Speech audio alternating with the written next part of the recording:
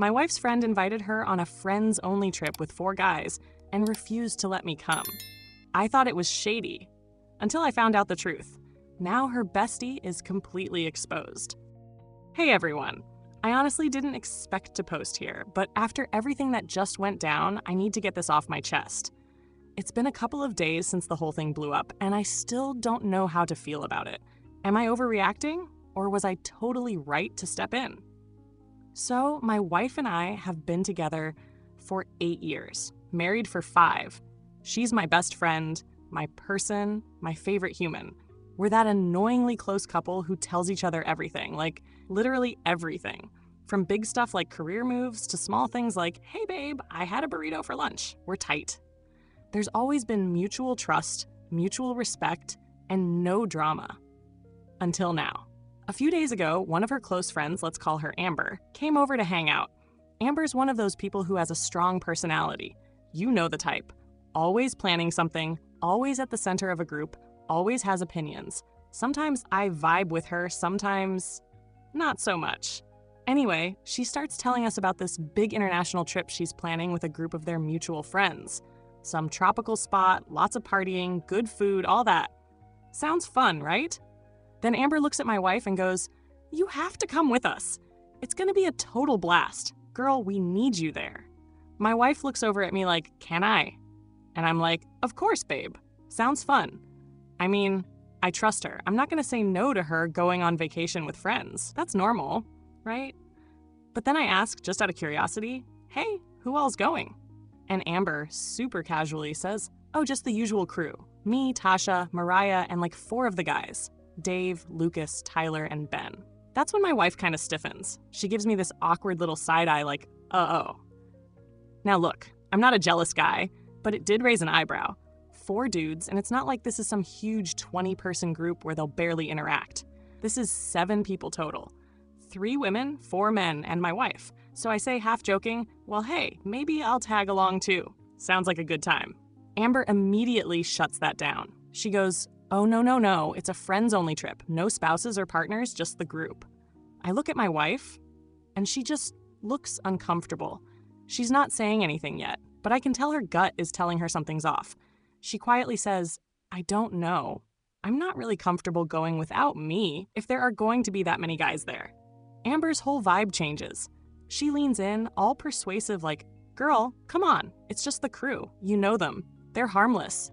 It's not like we're doing anything shady. We're just gonna have fun." But my wife keeps shaking her head. "Yeah, I know. It's just, I'd feel better if my husband was there too. I don't think I'm up for this one." Amber doesn't let it go. She starts getting pushy. Like, really pushy. Saying she's killing the vibe and letting our relationship dictate her friendships. And that's when I step in. I say, "Hey, she already said no. You're kind of forcing her now, and it's not cool." Amber turns to me and literally says, "This is between besties, not you. Stay out of it." That's when I kind of lost it. Not yelling or anything, but I said, this is my wife we're talking about.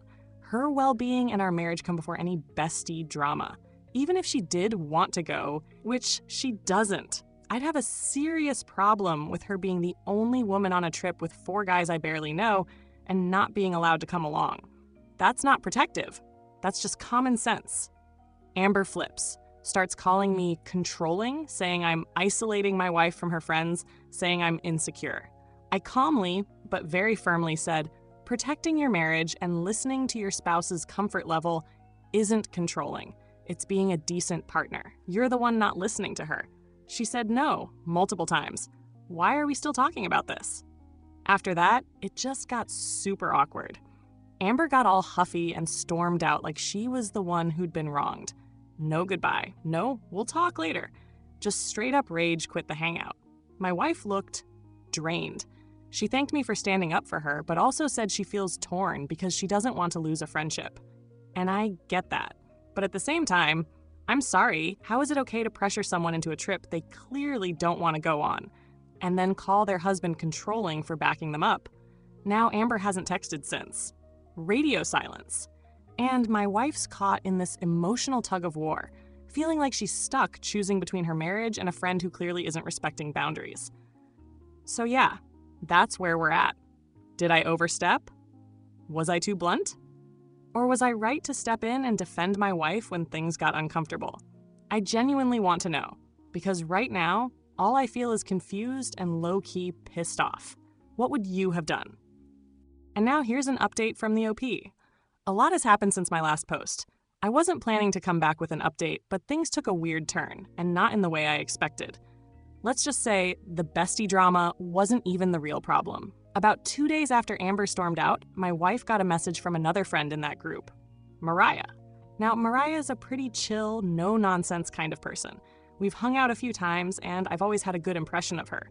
She texts my wife out of the blue and says something like, "Hey, just checking in. I heard what happened with Amber. Honestly, you dodged a bullet."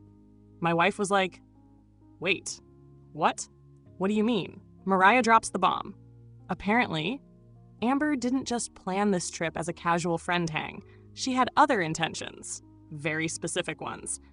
And I was never meant to find out. Turns out one of the guys going on the trip, Ben, has had a long-standing thing for my wife. Yeah, Amber knew. And she was trying to engineer some kind of romantic getaway setup where she'd subtly pair people off. The plan was to get my wife drinking, loosen her up, and see what happened. Mariah said she didn't agree with it and had even told Amber it was a messed up idea, but Amber brushed it off and kept pushing forward. Apparently, she figured that because my wife had never really experienced anything else relationship-wise since we've been together since college, she just needed a little fun. Her words.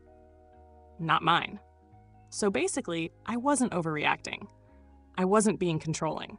I was being kept in the dark about a shady plan that involved my wife getting cornered into a situation where someone could make a move on her, while I sat at home, none the wiser.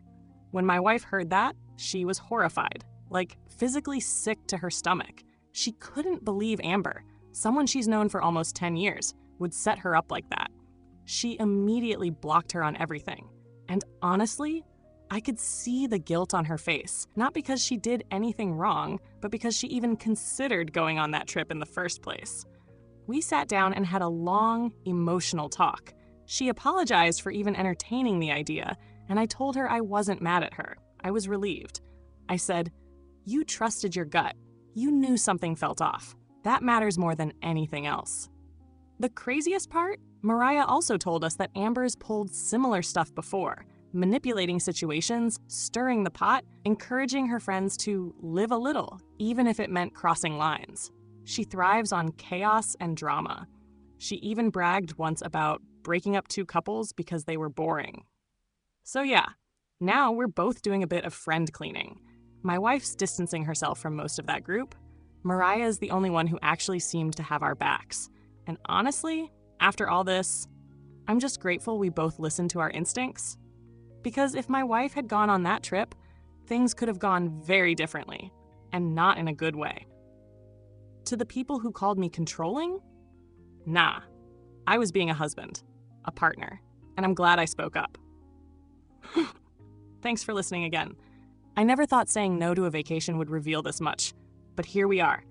Be careful who your friends are, y'all. Some of them are playing chess while you think you're just having drinks. And now here's a second update from the OP. It's been a week since everything went down with Amber, and just when I thought things had settled, she came crawling back. But not in the way you'd think.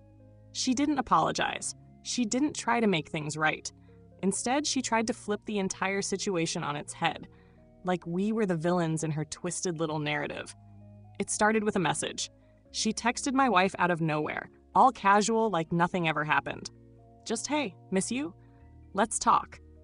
No context, no acknowledgement of the argument, or the fact that she tried to manipulate my wife into going on a trip where one of the guys had intentions that were way past friendly.